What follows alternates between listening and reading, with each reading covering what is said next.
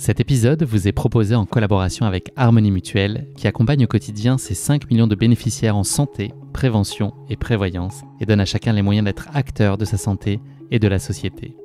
Convaincu que le sport est un puissant déterminant de santé, Harmonie Mutuelle se mobilise pour mettre la France en mouvement. Entre événements sportifs, actions de prévention et services auprès des entreprises, Harmonie Mutuelle entend sensibiliser le grand public à l'importance de l'activité physique au cœur des territoires et au sein de ses entreprises clientes.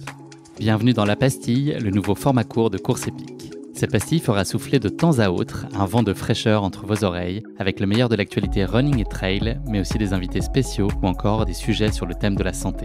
J'imagine que la question vous titille, mais cette pastille ne remplace pas les formats habituels de Course Épique. C'est un format supplémentaire qui nous permettra d'échanger encore plus sur notre passion commune. Allez, je ne tourne pas en rond plus longtemps et laisse place à notre pastille du jour. Bonne écoute!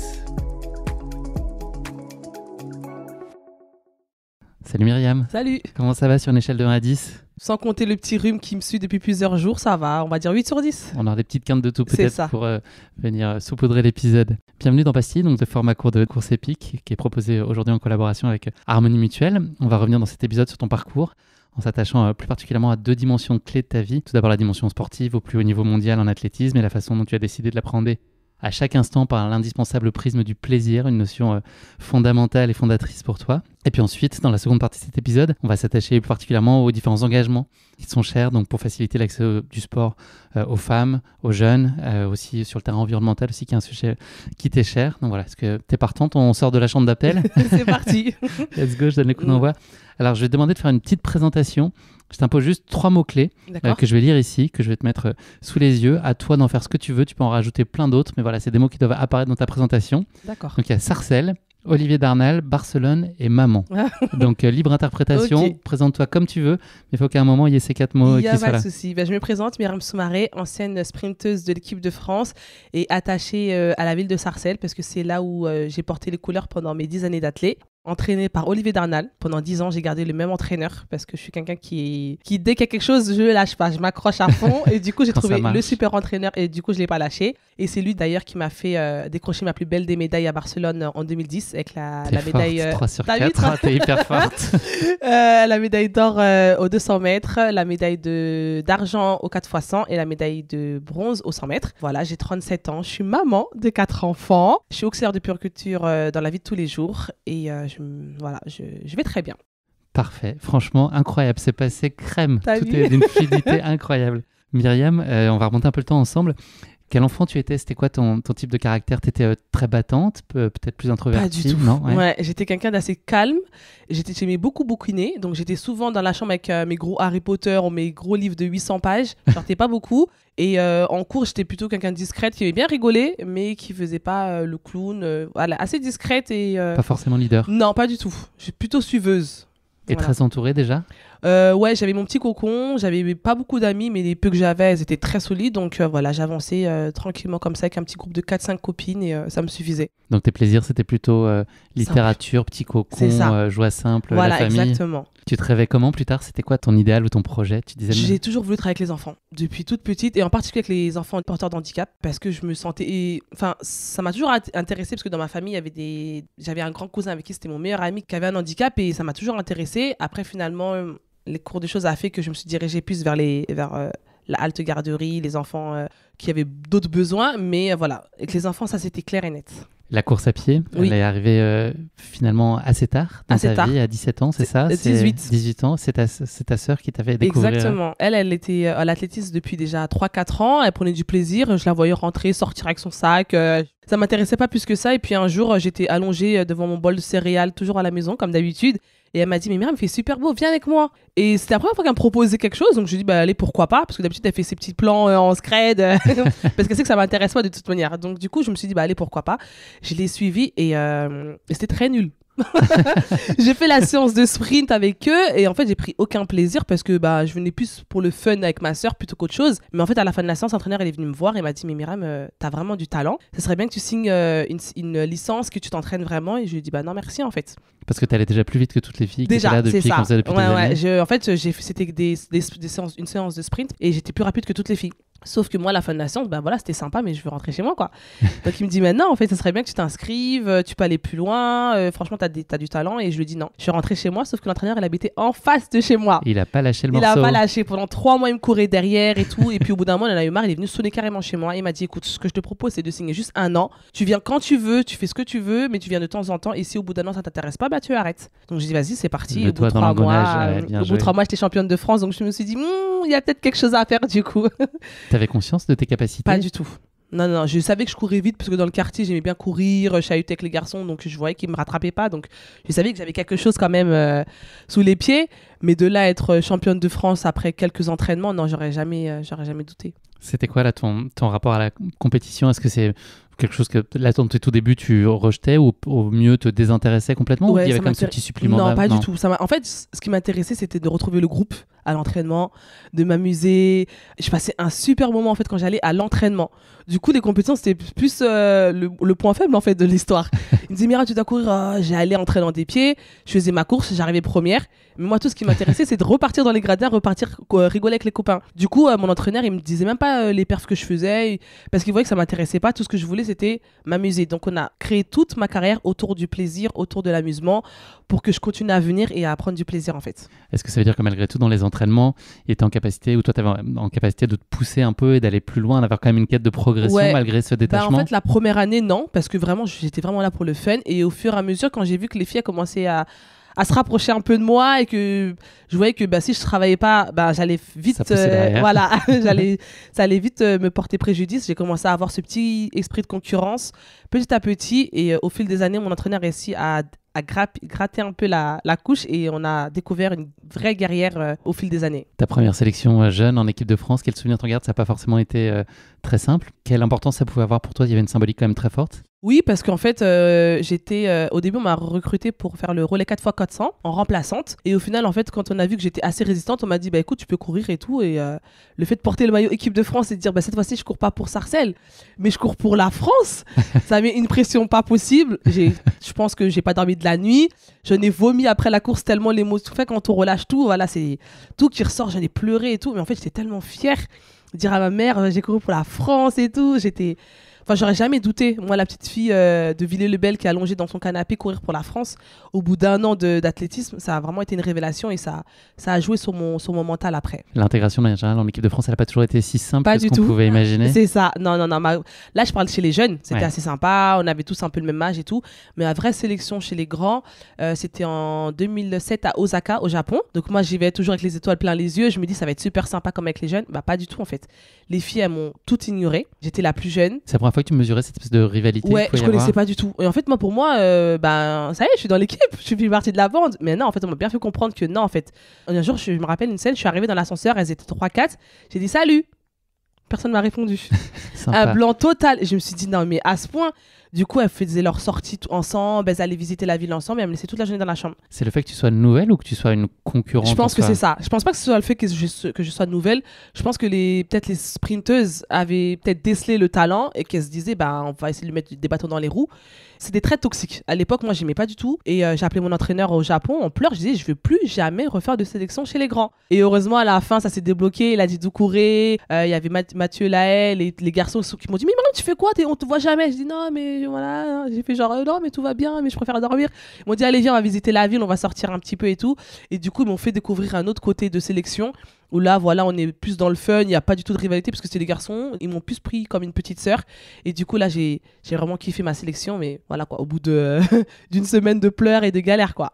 La G dont on va reparler un petit peu plus tard dans cet épisode. C'était quoi ton moteur principal, ta motivation, là, ton envie de chausser les pointes? Viscéralement, elle venait de quoi à ce moment-là? En fait, moi, quand je sortais de chez moi, je savais que j'allais passer un bon moment à l'entraînement. Et quand j'allais en compétition, je savais que j'allais passer un moment puisque j'allais faire tout pour arriver la première, en fait. Donc, il y avait toujours cette notion de plaisir qui était là, et que quoi qu'il arrive, même si j'arrive dernière, même si je fais pas une belle performance, même si il y aura quand même quelque chose à prendre, à retirer de cette course ou de cette sélection qui va me faire rebondir et d'aller me faire toucher les étoiles. Parce que moi, j'étais convaincue que j'allais être dans les 3 meilleurs au monde. Ça, je l'avais dans la tête depuis... Ça a pris du temps, mais à partir du moment où j'avais mis ça dans ma tête, les étapes, ça allait être peut-être un peu plus difficile, mais au final, je serais partie des meilleures. Est-ce que ça veut dire que tu es en capacité d'être déçu parfois? Enfin, si ça n'avait pas été le cas, est-ce que Je tu aurais pleurais, vécu avec mais ça? moi, il fallait me voir après les courses. Je me mettais dans des états, je pleurais, mon entraîneur, il peut pas parler pendant 2 jours, et je lui disais, mais c'est ta faute, la préparation et tout. Parce que voilà, il fallait que j'accepte, et en fait, à chaque fois, je disais, il fallait que je fasse le deuil de cette sélection ou que je fasse le deuil de cette course. Donc ça prenait des fois 1 heure, des fois ça prenait 1 jour, et mon entraîneur il avait bien compris le concept. C'est pour ça que je suis restée toujours avec lui, parce qu'il me comprenait en fait, il me connaissait par cœur. Donc il fallait 1 jour, 2 jours, et quand le deuil de la course a été fait, on s'assoit, on discute, voilà, ça tu l'as mal fait, ça tu l'as trop fait, t'avais trop d'énergie, t'avais pas assez d'énergie, ok, allez, on avance. Cette exigence, elle venait pour toi ou est-ce que c'était aussi l'envie de ne pas décevoir tes proches, ton entourage? Je pense qu'au début, c'était que pour moi. Et puis après, au fur et à mesure qu'on devient un peu dans le haut niveau, il y a quand même la pression qui s'ajoute, qu'on le veuille ou pas. Il y a les médias qui mettent une pression, il y a l'entraîneur qui a une pression, il y a la famille qui savent que maintenant tu vas courir. Donc avant, il y avait peut-être ma mère et mes frères et sœurs qui regardaient la télé. Là, tu sais que toute la Mauritanie va être derrière, que toute la famille en Espagne va être derrière. Donc il y a une pression que même si tu veux pas, elle est là, que tu veux faire abstraction ou pas. Et du coup, ouais, moi, ça me déstabilisait un peu. Est-ce que tu arrivais à l'éteindre quelques minutes avant un départ? Est-ce que par Oui. exemple, en chambre d'appel, tu sais tes listes, tu es vraiment dans ta course, dans ta bulle et tu ressens plus cette C'est pression-là ça. à ce moment-là? Moi, en fait, il suffisait que je voie le stade pour que je mette tout à côté. C'est-à-dire que toute la pression, le stress et tout, ça allait jusqu'à, on va dire, la navette. Et dès que je vois le stade, ça y est, je suis chez moi. Laissez-moi tranquille, je fais le boulot, on en reparle après.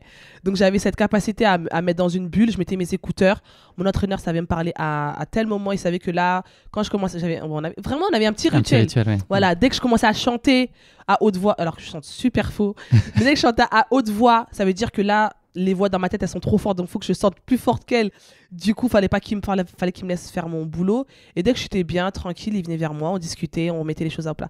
Donc, voilà. T'étais en éveil quand même autour de toi sur les autres coureuses qu'il y avait ou t'étais à ce point-là aussi dans ta bulle même Exactement. Je regardais pas du tout qui y avait. Je voulais jamais savoir il y avait qui dans mes courses.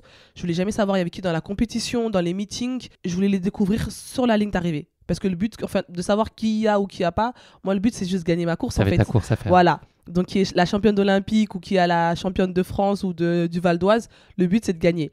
Donc, je voulais jamais savoir mes concurrentes. C'était quoi la plus belle chose à l'époque qu'on pouvait dire pour te motiver? Qu'est-ce qui venait te chercher et qui te faisait dire ok, là, ça me donne envie d'y aller Mon entraîneur, il savait très bien. C'était ça va être un peu chaud la course aujourd'hui, mais il y a moyen. Voilà. C'est genre, je crois en toi, mais il va falloir que tu sortes les crocs. Donc, ouais, il savait me titiller. Et comme je ne connaissais pas les adversaires, je les découvrais dans l'échauffement ou sur le terrain. Et quand je voulais faire les accélérations, il me regardait et me disait tu vois, ça envoie. Hein. Ouais, t'inquiète pas, moi aussi je vais envoyer. Donc voilà, il savait me titiller mais tout en me mettant en confiance en fait. On en a parlé là dans l'introduction que tu as brillamment faite, les championnats d'Europe en 2010 à Barcelone. Est-ce que c'est la compète qui change tout? C'est le point de bascule, il est là? C'est ça, parce qu'en fait, même si je faisais des performances, même si je faisais des podiums, je sais que quelques mois après, je fais championne de France devant Christine Arro et Muriel Urtis, donc les grandes stars de l'époque, mais ça passe complètement inaperçu parce que ça reste Christine Arro et Muriel Urtis. Elles ont le palmarès qu'elles ont. Ça va été facile à vivre pour toi? Non, j'ai très mal pris, parce que je comprenais pas. J'étais la championne de France et en fait, il y avait tous les journalistes qui attendaient Christine Arro. En fait, c'est moi qui ai gagné en fait. Il y a un journaliste qui m'a interviewé, qui m'a dit félicitations et tout. J'ai dit merci. Et je suis partie. Et ils attendaient juste la réaction des stars en fait. Du coup, je me suis dit c'est bizarre. Et je me rappelle à l'époque, mon entraîneur m'a dit c'est maintenant que tu vas écrire ton histoire. C'est bizarre, cette phrase, elle m'est restée. Et en fait, c'est vrai, quelques temps après, je fais championne d'Europe à Barcelone. Et là, bizarrement, tout le monde se souvient de moi, tout le monde veut m'interviewer. Et du coup, je leur ai relancé ce truc quand on a fait la conférence de presse après le podium. Ils me disent, ouais, alors et tout, qu'est-ce que tu penses et tout. Après, je dis juste, je tiens à vous dire que je lirai pas forcément tout ce que vous allez écrire parce que j'ai un rapport très éloigné avec les journalistes. Je sais que vous écrivez un peu ce que vous voulez pour qui vous voulez. Donc, sachez que je suis pas sensible à ça. Et en fait, ils ont pris ça à la rigolade, ils sont rendus compte de mon franc-parler. Et je pense qu'à l'époque, ça a plu. C'était agréable un peu cette lumière malgré tout? Ou ça ne portait aucun intérêt particulier? Ouais, non, j'étais pas très fan. Même à l'époque, quand il fallait faire des séances photos, des plateaux télé, c'était pas les trucs qui me faisaient kiffer. J'aimais bien le contact avec les gens et le public. Me mettre en valeur comme ça, j'ai beaucoup de mal. Pas ta place, non, forcément. Voilà. Les JO 2012 à Londres, est-ce que c'est un souvenir absolu pour toi? C'est la célébration ultime du sport et puis de sa multiculturalité, en fait, c'est ça qui t'a plu? C'est magnifique. Franchement, les Jeux Olympiques, je les avais vécus en 2008 à Pékin, mais j'étais plus en mode spectatrice qui courait partout, les yeux qui brillent. Et en fait, je pensais pas courir. J'avais été sélectionnée en tant que remplaçante et au dernier moment, on m'a dit, maintenant, en fait, tu prends le départ. Du coup, j'avais pas ce même rapport. Et là, les Jeux Olympiques à Londres, j'ai allé pour chercher une médaille. tout simplement. Donc, je dormais, j'allais au restaurant, j'allais au terrain d'échauffement, je rentrais dans ma chambre. J'ai pas visité la vie, j'ai rien fait parce que je voulais absolument me concentrer sur ma course parce que pour moi, j'allais repartir avec une médaille. T'as lu combien de Harry Potter pendant Non, c'est bon, je les avais déjà tous lus, mais j'avais forcément des bouquins sous la main et tout. Donc voilà, je restais dans ma chambre avec mon petit bouquin comme on connaît si bien. Et les Jeux Olympiques, mais j'en parle, mais je ne peux pas expliquer. Tu rencontres tout le monde, de tous les pays, de tous les sports. Enfin, c'est magnifique. J'ai vécu un très bon séjour. T'as hâte là de vivre Paris 2024 ? Je sais pas si je vais les vivre du coup, parce que même si c'est à la maison, je suis plus sportive, je suis pas athlète, je suis pas dans l'organisation, donc pas sûr que je vais même approcher le stade, mais en tout cas je les suivrai quoi qu'il arrive. Est-ce que ta capacité finalement à très bien cloisonner les choses et puis le fait que l'athlète soit pas indispensable à ta vie, je sais pas si on peut le dire exactement comme ça, est-ce que ça contribue à tes excellentes performances? Est-ce que cette espèce de détachement que tu avais, finalement il t'aide? Moi, je pense je pense que ça a été ma grande force. C'est-à-dire que j'ai tenu toute ma carrière à travailler, à garder mon petit boulot, même si j'allais pas tous les jours, même si j'allais pas à temps plein, même si je me détachais de temps en temps. J'ai toujours voulu garder un pied sur terre, entre guillemets, dans le monde réel. Au boulot, on parlait pas d'athlète, et à l'athlète, on parlait pas de boulot. Il y avait deux mondes différents, voilà. Et ensuite, quand je sortais du stade, on me parlait plus du stade en fait. Me parlait pas de ce qu'elles ont fait les autres filles, me parlait pas des autres compétitions. En fait, j'arrivais, comme vous dites, à cloisonner et du coup, j'étais épanouie dans chaque domaine. Ouais, tu passais de l'un à l'autre. Voilà, et quand il y a un domaine qui allait pas, c'est pas grave, dans l'autre domaine, je sais que ça ira. Donc, je pense que ça a été une grande force pour moi. Ouais. À quel moment tu as senti que c'était le moment de faire une pause? Est-ce que c'était une usure physique, une lassitude mentale ou plutôt un manque de considération? En fait, c'était en 2013, j'ai été blessée, j'avais une déchirure au fessier. Quand j'en ai parlé à mon staff, ils m'ont dit mais en fait, les championnats du monde en fait. Je leur ai dit ouais mais j'ai mal, j'ai vraiment mal. Ouais mais il y a les championnats du monde. Il y a pas moyen. Ouais, il y a pas moyen en fait. Donc du coup, moi allé voir, j'ai quand même continué à courir, à faire des compétitions, mais je finissais la séance en pleurs et je me tenais et j'allais voir des kinés, j'ai fait des infiltrations, rien à faire. Et quand on est parti voir un grand spécialiste en Allemagne, il m'a dit mais en fait vous avez une déchirure à la fesse, je sais même pas comment vous faites pour marcher. Et là mon staff ils se sont rendu compte que c'était parti trop loin quoi. Bon après il y a eu le temps de la réduc, de reprendre et tout, et en fait je me suis rendu compte moi que en fait j'existe pas. J'ai beau vous dire, crier, pleurer, vous m'entendez pas, tout ce que vous voulez, c'est les performances, c'est les médailles, c'est les championnats, mais je vais pas bien. Et du coup, j'allais à l'entraînement entraînant des pieds, parce que je savais que tout ce qu'ils voulaient, c'était les performances. Ils en avaient rien à cirer de moi, entre guillemets, quoi. Du coup, déjà, mentalement, ça a joué. Physiquement, ça a commencé à craquer, parce que j'ai fait ces 10 années, j'ai eu aucune blessure, grosse blessure. Ces 10 années que j'ai fait, c'était vraiment, j'étais là tous les étés, tous les hivers, j'ai fait tous les championnats. Donc même moralement, ça a commencé à gratter. Et 2013, c'est la même année où on fait vice-championne du monde sur le relais 4x 100 mètres. Et on nous retire la médaille après le podium. Ce qui est une chose qui n'était jamais arrivée. Et ça a été un coup de massue aussi. Comment tu peux laisser un enfant fêter une médaille, crier et rentrer dans l'hôtel et lui dire par texto, non, en fait, on te retire ta médaille. J'ai dit, mais en fait, il y a trop de trucs. Il y avait des problèmes de dopage. Je courais contre des filles qui étaient à qui ont retiré les médailles après la course. Donc, je me dis, mais attends, j'ai fait la course, je suis arrivée 3e. 5 mois après, tu me dis que les 2 premières, elles sont dopées. Non, en fait. Donc, il y avait trop de trucs négatifs qui arrivaient. Et en fait, c'est trop d'un coup. Et j'ai dit, mais en fait, est-ce que je prends toujours du plaisir? Je me suis posé la question et je me suis dit, non, je prends plus de plaisir. Donc, je suis allée voir mon staff encore. Je leur ai dit, je prends plus de plaisir. J'ai envie de faire une pause. Ouais, mais Mira, maintenant en 2014, les championnats d'Europe, tu peux pas. En fait, il y avait toujours quelque chose. Donc, j'ai dit, écoutez, je fais 2014 et je m'arrête. Je m'arrête 1 an, laissez-moi souffler. Je reviens après. On m'a dit, ok, mais vas-y, tu sais, il y a les Jeux Olympiques qui arrivent. Et en fait, j'ai dit, il y a toujours quelque chose.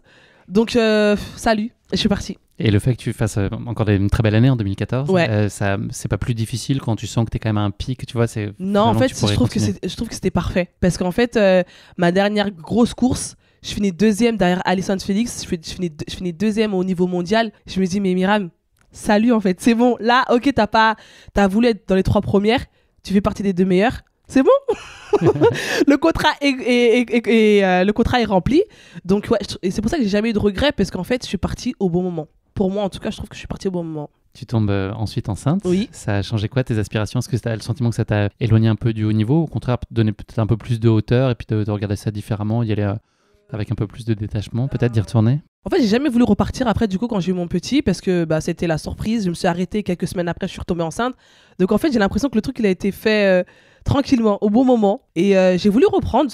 Mais du coup, avec le staff que j'avais, ça ne fonctionnait plus. Donc, j'ai dû aller voir un autre entraîneur qui s'appelle Guy Antanon, qui était super partant pour ce projet. Mais du coup, comme j'ai dit au début, moi, je suis très dans... En fait, il faut que j'accroche tout de suite. Et même si on s'entendait super bien, le fait de tout reprendre l'entraînement, de tout leur expliquer mon fonctionnement. Non, moi, quand je fais comme ça, c'est que je suis fatiguée. Et quand je fais comme ça, c'est que je viens de faire pipi. Les choses que je disais plus à mon entraîneur, qui comprenait tout de suite. J'avais pas envie de repartir sur cette... De recréer ce nouveau cycle de reposer. Et du coup, je me suis dit, non, en fait, j'ai pas forcé les choses. J'ai tourné la page. Là, c'est une nouvelle page qui s'ouvre. Elle sera peut-être plus belle. Et elle l'est, heureusement pour moi. Du coup, j'ai jamais été attirée pour repartir sur le haut niveau, non. Tu as été très accomplie dans ta vie de maman, là, dès le début. Ça. Ouais. C'est ça, en fait. J'ai un mari super. Maintenant, j'ai enchaîné les gosses, du coup. J'en ai 4. J'ai 4 enfants. Et je suis épanouie dans ma vie de maman comme j'ai été quand j'étais championne d'Europe, en fait. Si on revient là sur ta fin de carrière, donc en 2016, tu décides de ne pas y retourner. Oui. Est-ce que tu as le sentiment qu'il y a pu avoir une forme peut-être d'incompréhension sur toi, ton tempérament, justement, sur le fait que tu sois quand même assez atypique? J'ai pas l'impression qu'il y ait beaucoup d'athlètes comme toi. Oui. Est-ce que ça a pu te desservir d'une façon ou d'une autre? J'imagine que tu n'as pas apporté beaucoup d'importance, mais est-ce que tu as senti que ça a quand même pu te freiner, te léser, te peiner? On m'a beaucoup critiqué, du coup. Pourquoi t'arrêtes alors que t'es forte? Mais en fait, vous comprenez pas que ça suffit pas d'être forte. Il faut être bien dans sa tête, il faut être bien dans son corps, il faut être épanoui. Si c'est pour courir et être médaillée de bronze aux Jeux Olympiques, ça va être super, mais je vais le fêter comment? Si c'est pour être en dépression, moi ça m'intéresse pas. Je vais être épanouie, je vais être heureuse. Du coup, on comprenait pas. Mais après, les médias, je pense qu'ils l'ont... Ça a été plus facile avec les médias, du coup, parce que vous avez compris un peu mon caractère. Donc, je leur ai dit, écoutez, quand je prends plus du plaisir, j'arrêterai. Donc, c'est plus mon entourage. Mais je comprends pas, t'allais être riche, t'allais être célèbre, et puis toutes les portes allaient s'ouvrir pour toi. Oui, mais c'est pas ça qui m'intéresse, en fait. Donc, je souhaite ça à une autre. Il y aura forcément une future sprinteuse qui aura un meilleur palmarès que moi, et je leur souhaite. Mais moi, ça y est, mon histoire, elle s'est arrêtée là. Donc, acceptez-le, en fait. Jamais de regret, j'ai l'impression. Non. Je trouve que la vie elle est trop courte et elle est trop belle pour avoir des regrets. Après on peut avoir des remords, se dire si j'avais continué, peut-être que j'aurais été championne olympique et j'aurais été très riche et puis j'aurais une belle maison. Là je galère avec mon loyer. Et en fait on se dit mais en fait ça sert à quoi? C'est juste se frustrer. Et moi j'ai pas le temps pour être frustrée en fait. Je suis épanouie avec le peu que j'ai et je trouve que c'est très bien comme ça. Ton plus grand accomplissement, ta plus grande satisfaction là, de toutes ces années au haut niveau, qu'est-ce que tu retiens, soit un moment, soit un état, tu vois ce que ça a pu t'apporter dans ta vie? Le fait que j'ai été honnête pendant toute ma carrière et que ça m'a porté au plus haut niveau. C'est-à-dire que même si j'ai couru contre des filles qui n'étaient pas forcément honnêtes, qui ont triché un petit peu, moi je sais que pendant toute ma carrière, avec les tout petits moyens que j'avais, donc dans le club de Sarcelles, j'avais pas de kiné sur place, j'avais pas de bain froid, je m'entraînais sur une piste avec des trous, on devait éviter le couloir 1 parce qu'il y avait un trou. Enfin voilà, avec les peu de moyens que j'avais, on avait 3 grosses machines dans la salle de muscu, pas plus. Sans dopage, sans rien, j'ai réussi à toucher les étoiles en fait. Donc, Donc moi je suis très très fière de moi et de mon parcours avec le peu que j'ai. À quel point ce que tu as connu là au plus haut niveau, ça a pu aussi influencer ta personnalité dans ta vie courante? Qu'est-ce que ça a renforcé comme trait de caractère? Est-ce qu'il y a des choses dont tu as hérité qui te constituent encore aujourd'hui, même inconsciemment, de toutes ces années-là? Oui, je pense. Parce que comme j'ai dit au début, j'étais une fille très réservée, très dans mon coin. Là, maintenant, je suis devenue coach. C'est moi qui booste les gens pour s'entraîner. J'ai un mental de guerrière, c'est-à-dire que quand j'ai quelque chose en tête, je le lâche pas. Même dans mon entourage, quand j'ai quelqu'un qui veut un projet, moi, je le porte, je le lâche pas tant que le projet n'est pas validé, il n'est pas clôturé. J'ai cette niaque qui est resté en fait, et je trouve que l'athlète au haut niveau ça aide par rapport à ça, même la confiance en soi. J'ai vraiment, quand je sais que j'ai fait quelque chose, on peut me dire tout ce que tu veux, moi je sais que je vais l'avoir en fait. Ça a été assez sensible pour toi de suivre l'actualité de l'athlète jusqu'à il n'y a pas très longtemps. C'était quoi? C'est une forme de nostalgie ou un désintérêt ou... Même pas, c'était... Je l'ai rejeté, je sais pas pourquoi. Je refusais de regarder une compétition. Mon mari qui est fan d'athlètes, il regardait toutes les compétitions. T'as vu ce qu'elle a fait? Oui, ça m'intéresse pas. Mais c'est pas que ça m'intéressait pas, c'est que j'arrivais pas. J'arrivais pas à regarder le sprint parce qu'en fait, je voyais les filles sur la ligne d'arrivée et en fait, il manquait moi. Du coup, je trouvais ça trop bizarre. Je disais mais non, en fait, c'est mon couloir le numéro 4 en fait. Je comprends Qu'est-ce que tu pas fais chez moi là, voilà, c'est ma place. Donc j'arrivais pas. J'ai eu beaucoup de mal. J'ai pris peut-être 5-6 ans avant de regarder une vraie compétition de sprint. Et là maintenant j'y vais avec le plaisir parce qu'en plus les filles je les connais pas du tout. Mais quand je vois des anciennes sprinteuses avec qui je courais, qui sont sur les podiums olympiques, ça me fait quelque chose. Je suis pas frustrée, mais ça me fait quelque chose. Je pourrais pas expliquer le sentiment. C'est pas de la jalousie parce que je suis contente pour elle. C'est pas un remords parce que je suis contente pour moi aussi. Mais c'est bizarre. Voilà. C'est pas tout à fait réglé encore. Voilà, c'est pas réglé. Je pense qu'il y a peut-être une thérapie à mettre en place. Mais voilà, j'avais beaucoup de mal. Myriam, on va aborder rapidement ta vie professionnelle avant de parler un peu plus de tes engagements. Donc on l'a compris, les enfants, ça a été une évidence pour toi. Oui. Tout de suite. Qu'est-ce que tu aimes aujourd'hui de plus de ce travail d'auxiliaire de puéricultrice? Qu'est-ce que ça t'apporte au quotidien? Qu'est-ce que tu as envie de donner? Qu'est-ce que tu reçois, toi? En fait, comme j'ai dit, les enfants, ils savent pas qui je suis en fait. Dans la vie de tous les jours, des fois, j'allais acheter le pain, on me demandait des autographes, on me fait des séances photos.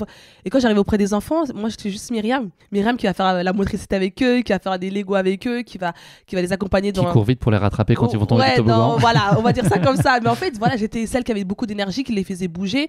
Et c'est ce qui me renvoyait, moi. C'était une personne comme toutes les autres. Et moi, j'ai toujours voulu être une fille comme les autres, en fait. Très, très forte, mais comme les autres. Du coup, j'avais pas ce regard. Et même mes collègues, je leur dis, ne me parlez pas d'athlète, s'il vous plaît. Vous me posez une question quand j'arrive, est-ce que ça s'est bien passé, nanana, et après, on ne parlait plus. Voilà. Donc, elles avaient compris aussi le système. Et voilà, j'aime ce contact avec les enfants, j'aime cette innocence. On parle pas sur les gens, on critique pas, on est cool. Voilà, ce côté fun qui me plaît. Est-ce que tu penses avoir trouvé aujourd'hui le bon équilibre avec tes 4 enfants et ce boulot-là aussi qui est très prenant? Tu as placé exactement les curseurs comme tu voulais pour avoir une vie équilibrée? Ouais, parce que je travaille pas à 100%, je travaille avec eux à 70%. Donc j'ai dégagé du temps pour m'occuper des miens. Je travaille que 2 jours complets. 1 jour et demi, je rentre, je prends le goûter avec eux. Le mercredi, je travaille pas. Le vendredi, je travaille pas. Voilà, je passe du temps quand même avec eux, avec ma famille. Quand je suis avec mes enfants, je suis avec les enfants des autres. Il faut toujours que je sois entourée d'enfants pour être bien en fait. C'est quoi ce que tu aimes le plus faire avec tes enfants là, ce qui te procure le plus grand plaisir ce week-end? Quel est le truc que tu as le plus envie de vivre avec eux? En fait, j'ai envie qu'ils soient bien. Après, des fois, par exemple, j'ai de la vaisselle qui m'attend, j'ai le ménage qui m'attend, mais ils vont me dire, maman, est-ce qu'on peut aller à la bibliothèque? Et ben, on va tout lâcher, on va aller à la bibliothèque. Quand il pleut, par exemple, quand il fait froid, on va se couvrir, on va à la bibliothèque, on va sortir. Et quand il fait chaud, on est toujours dehors. On a toute une petite bande de copains au quartier, ou sinon on va voir la famille. Je suis quelqu'un qui veut que mes enfants ils soient bien, peu importe ce qu'on leur offre. Et heureusement, ils sont simples aussi comme moi, donc un rien leur fait plaisir. Et voilà, j'ai envie qu'ils soient en confiance avec moi et qu'ils prennent du plaisir. C'est plus sympa d'aller à la bibliothèque que faire la vaisselle en plus. Exactement, exactement. Si t'avais dit l'inverse, maman, on est à la bibliothèque, vas-y, viens, on rentre, on fait la vaisselle. En fait, je suis pas la maman qui va faire attention, faut que ça soit tout propre, Non, moi, je veux qu'il soit bien, donc c'est pas grave si la vaisselle elle traîne, on la fera plus tard. Est-ce qu'on peut te croiser un dimanche matin en train de courir avec des baskets ou pas du tout. Jamais. Jamais. Je ne cours pas. Là, j'ai repris le coaching avec les mamans des Envites, donc ça, c'est mon nouveau projet qui s'est mis en place. Donc là, je sors tout juste de l'entraînement avec elles. Donc là, mais je cours pour leur montrer l'exo. Mais après, je cours pas avec elles. Parce que moi, courir, non. Maintenant, je transmets mon plaisir. Voilà, je suis dans la transmission. On va parler donc de tes différents engagements aujourd'hui. J'ai envie de revenir sur une personne, un homme clé dans cette histoire, qui est Ladji Doucouré, dont on a parlé tout à l'heure, qui a été champion du monde du 100 mètres et du 4x100 mètres. Il y a eu un rapport donc, très particulier avec lui dès les premières... de tes premières rencontres avec lui, ça a été tout de suite très immédiat.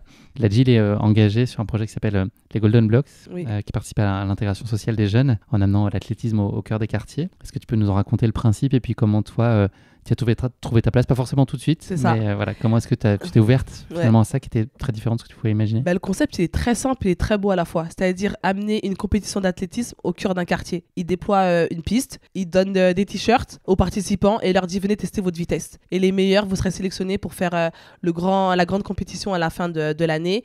Et en cadeau, c'est une licence pour un club d'athlétisme et voire plus quoi. Donc moi je trouvais ça, sur le papier c'est super simple et en fait ça marche super bien. Quand il m'a appelé pour me dire écoute Myriam, on a un projet Golden Blocks, est-ce que ça t'intéresse? J'ai dit pour être coach.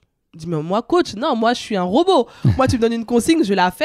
Je suis toujours je suis facile pour faire exécuter, mais pour donner des ordres, c'est pas du tout mon truc. On m'a dit, écoute, viens tester, tu vois si ça te plaît. Tu seras pas toute seule, tu seras avec Lucien, un autre coach et tout. Tu vois ce que ça te donne et si ça te plaît. Du coup, je suis allée à un premier entraînement. J'étais plus en train de le suivre et en fait, j'ai vu que les gens, ils me regardaient, mais genre, purée, c'est Myriam Soumaré, quoi. Et je me suis dit, ouais, mais je suis pas là pour être Myriam Soumaré, en fait, je suis votre coach. Donc, j'ai eu du temps à mettre le curseur au bon endroit. Et en fait, après, j'ai pris goût à donner des ordres, à crier sur les gens, à les encourager, alors les rectifier. Non, là, ton pied n'était pas bien placé, là, il faut mettre un peu plus d'engagement. Et en fait, ce qu'on me disait pendant des années, parce que j'ai toujours entendu le même discours du même entraîneur, du coup, c'était assez simple pour moi. Et en fait, j'ai pris du plaisir. C'était super sympa. Malheureusement, le Covid est venu couper un peu cet élan. Et quand il a fallu repartir sur une année, à cette époque-là, j'étais enceinte de ma dernière. Non, de ma troisième. Du coup, je leur ai dit, sans moi. Et après, les choses ont fait que j'ai dû reprendre le boulot. Donc, j'ai pas suivi, mais j'ai passé un très bon moment et ça m'a donné goût à l'entraînement. Et tu t'es sentie utile? Tu voyais que les jeunes que tu encadrais, ça leur apportait des choses? Ça changeait, ça contribuait à faire évoluer leur vie favorablement? C'est ça. En fait, il y a des athlètes qui m'ont dit, en vrai, on est venu parce que c'était Myriam Soumaré. Mais en fait, on a kiffé l'entraînement, donc on est revenu. Donc voilà, le fait qu'ils soient revenus parce qu'ils ont pris du plaisir et qu'ils sont ressortis avec quelque chose, je me suis dit, voilà, j'ai gagné en fait. Même si c'est une personne qui me le dit sur les 15, je trouve que c'est cool. Et au final, quand il y a plusieurs qui me disent en fait l'entraînement était super, j'ai bien bossé, je reviendrai la semaine prochaine. Je me dis en fait il y a quelque chose à faire parce que ok, je veux plus être athlète, je veux plus être sur la piste, mais si j'arrive à transmettre tout le plaisir que j'ai eu pendant toutes ces années, bah c'est super en fait. Donc j'ai pris goût et maintenant je suis coach à temps partiel, on va dire. On va parler ensuite là d'un projet que tu montais pour les femmes à Sarcelles. C'était quoi ce que tu voulais contribuer à faire évoluer, à changer? C'était quoi qui est encore, je pense, très présent dans la société, mais qu'est-ce qu'il faut réussir absolument à changer? En fait, moi, quand j'étais plus jeune, je faisais pas de sport parce que ça m'intéressait pas. Et quand je regardais autour de moi, mes copines ne faisaient pas de sport. Donc je me suis rendu compte que nous, les filles, on faisait pas de sport, pas forcément et tout. Et quand je parlais à ma maman, elle me disait j'ai mal au dos, j'ai mal aux pieds, j'ai mal aux genoux. J'ai dit maman, faut que tu ailles marcher, faut que tu ailles courir. Elle me dit moi, sport. Mais non, nous, on fait pas de sport, nous, les femmes et tout.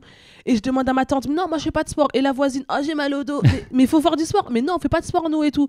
Et en fait, ça a commencé à me titiller. J'ai dit mais attends, vous vous plaignez toutes de certains mots, mais vous faites rien pour que ça aille. Donc j'ai dit écoutez, si vous voulez jouer avec la mairie de Sarcelles, s'ils peuvent nous laisser une petite salle ou un petit créneau pour qu'on fasse des petites séances entre nous, renforcement musculaire, si vous voulez, juste pour travailler un peu le dos, les genoux, ce que vous voulez, juste pour bouger un peu, une activité sportive. Et du coup, elles ont dit bah ouais, pourquoi pas. Mais tu sais, Myriam, on n'a pas de basket, on n'a pas de tenue. Vous inquiétez pas. Allô Adidas, voilà, j'ai des mamans qui aimeraient s'entraîner, mais elles n'ont pas de tenue. Et ok, on t'envoie ça. Donc, vous disiez, ouais, mais il fait froid dehors. Non, mais c'est bon, la salle de Sarcelles, nous ont laissé une salle. Ouais, mais on n'a pas le temps. Ah bon, le samedi matin. Et voilà, je fais tout pour casser leur barrière psychologique, en fait. Et au final, ça a plu. Le Covid a mis une deuxième couche. On a encore été confinés. Donc, le projet a encore été coupé sur l'herbe. Mais j'ai vu que, voilà, il y avait le public. Il fallait juste arriver à l'attraper et à le motiver, quoi. Est-ce que c'est un projet qui prenait d'autant plus de sens depuis que tu étais maman? Ça a amplifié aussi cette envie-là? C'est ça, parce qu'en fait, on a plein d'excuses pour pas faire de sport. On a les enfants, on a le boulot, on a ci, on a ça. Et en fait, on se met des barrières. Mais c'est vrai que si on n'ouvre pas les portes et si on nous tend pas la main, on va rester dans notre maison à faire notre ménage, notre balai, parce qu'on va pas se dire, il y a des solutions pour moi, mais si elles existent et elles sont là. Tu proposais de garder aussi, je crois, il y avait des gardes, c'est ça, pour les enfants. J'avais dit, et certaines elles m'ont dit, mais nous, on a nos enfants, elles sont petits, ils sont pas encore à l'école. Ouais, mais c'est pas grave, on les met de côté. Il y a quelqu'un qui va venir s'occuper d'eux, vous les aurez sous l'œil, et puis ils vont se mettre dans un coin, on va leur donner des jeux, des petits trucs, vous inquiétez pas. En fait, je faisais tout pour qu'elles aient pas d'excuses. C'était quoi ta plus belle satisfaction là dedans? Qu'est-ce qu'on pouvait te dire où tu s'étais valorisant? Super, je reviens la semaine prochaine. Okay. Moi, comme me dit, ouais, je reviens. Ça, je me dis, ok, la personne a pris du plaisir, elle a vu que ça leur a fait du bien. À la semaine prochaine, ça me va. Est-ce que tu as pu constater que certaines d'entre elles ont continué encore là aujourd'hui? Oui. Par exemple, aujourd'hui, là, j'ai quitté une séance avec les mamans. Elles m'ont dit, ouais, mais c'est que les vendredis. J'ai dit, mais je suis désolée, moi, j'ai que le vendredi de libre. Elles ont dit, bon, venez les filles, mercredi, on fait une séance entre nous et tout. Donc, je vais leur envoyer une séance qu'elles vont faire toutes seules mercredi pour être prêtes pour le vendredi qui suit. Je trouve que c'est magnifique. Génial. Ouais. Est-ce que tu aurais un message justement à faire passer peut-être plus particulièrement à nos auditrices dans ce cas précis là, qui aujourd'hui osent pas ou on ne trouve pas le temps ou ont des raisons pour pas le faire? Après, je les comprends. C'est vrai qu'on est dans une spirale que des fois on pense pas à soi, on pense beaucoup aux autres.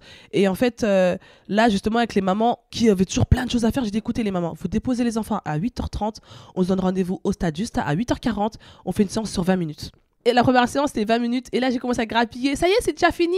Je dis, on n'est pas obligé de faire une séance longue. On peut faire une séance courte et intense. Donc voilà, essayez de trouver du temps pour vous. Même si c'est 15 minutes que vous avez par jour, même si c'est 10 minutes, qu'elle soit intense et efficace. Et ça sera bien pour vous, pour votre corps. Et même aux mamans, quand elles font leur tour de footing, je leur dis, pensez à rien. Soufflez, oubliez les enfants pendant quelques secondes. Oubliez tous les soucis, les rendez-vous.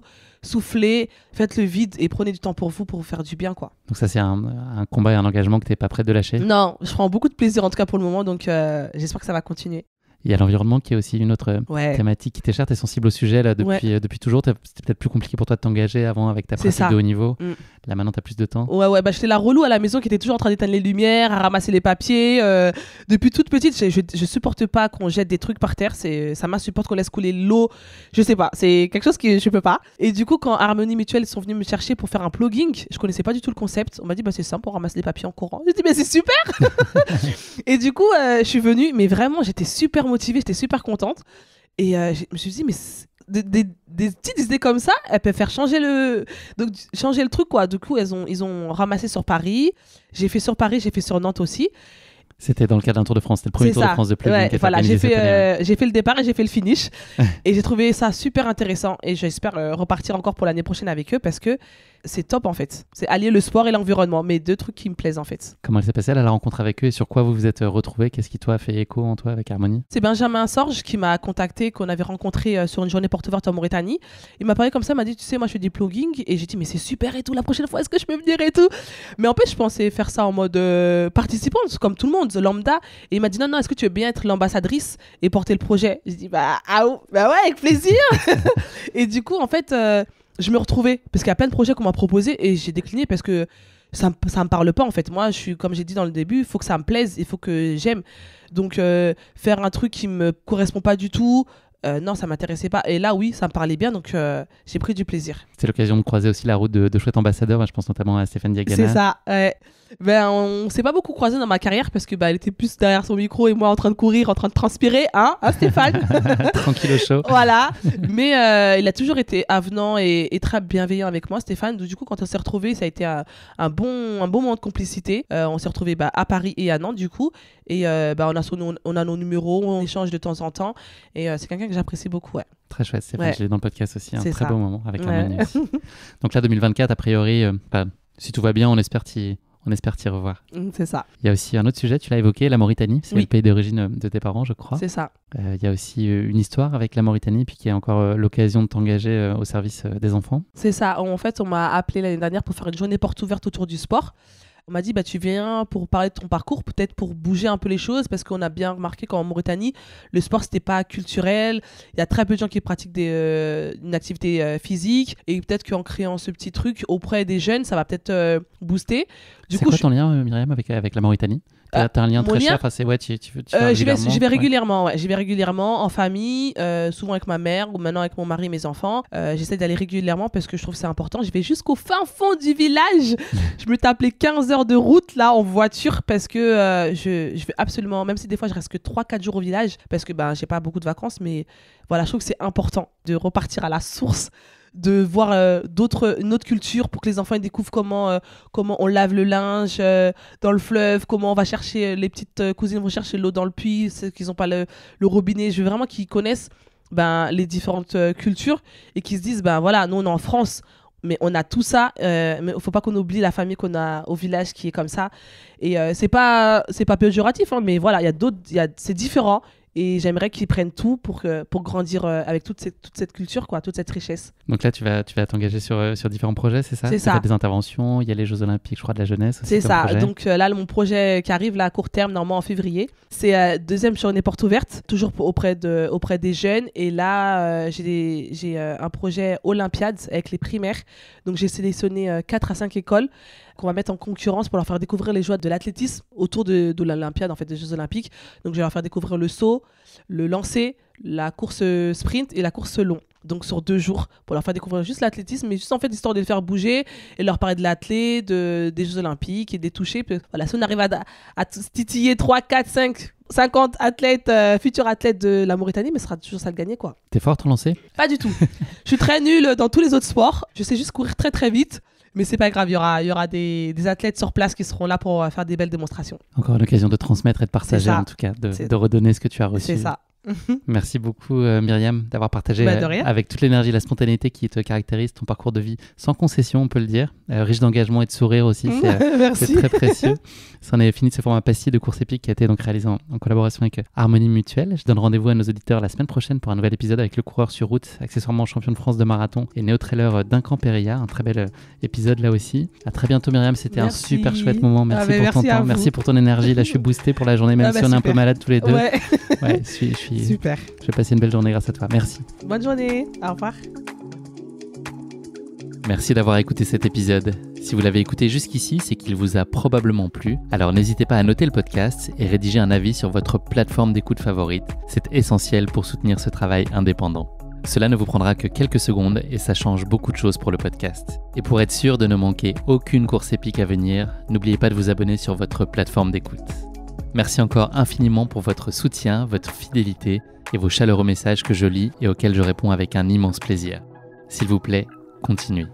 À très bientôt pour une nouvelle course épique, évidemment.